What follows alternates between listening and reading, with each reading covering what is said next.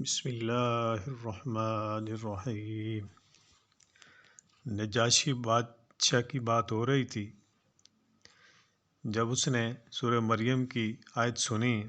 حضرت جعفر رضی اللہ تعالی عنہ نے قرآن مجید پڑھا سورہ مریم تو آنکھوں سے آنسو رواں ہو گئے اور ایمان لے آئے۔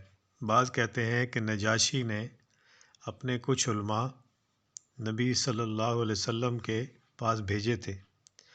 جب آپ صلی اللہ علیہ وسلم نے انہیں قرآن پڑھ کر سنایا تو بے اختیار ان کی آنکھوں سے آنسو جاری ہو گئے اور ایمان لے آئے۔ آیت میں قرآن کریم سن کر ان پر جو اثر ہوا اس کا نقشہ کھینچا گیا ہے اور ان کے ایمان لانے کا تذکرہ ہے۔ قرآن کریم میں بعض اور مقامات پر اس قسم کے عیسائیوں کا ذکر کیا گیا ہے۔ مثلاً وَإِنَّ مِنْ أَهْلِ الْكِتَابِ لَمَن يُؤْمِنُ بِاللَّهِ وَمَا أُنزِلَ إِلَيْكُمْ وَمَا أُنزِلَ إِلَيْهِمْ خَاشِعِينَ لِلَّهِ۔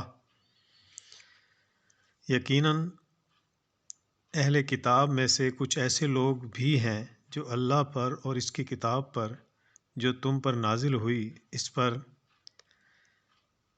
جو ان پر نازل ہوئی ایمان رکھتے ہیں اور اللہ کے آگے عاجزی کرتے ہیں۔ وغیرہ من الآیت، اور حدیث میں آتا ہے کہ جب نجاشی کی موت کی خبر نبی صلی اللہ علیہ وسلم کو پہنچی تو آپ صلی اللہ علیہ وسلم نے صحابہ سے فرمایا کہ حبشہ میں تمہارے بھائی کا انتقال ہو گیا ہے، اس کی نماز جنازہ پڑھو۔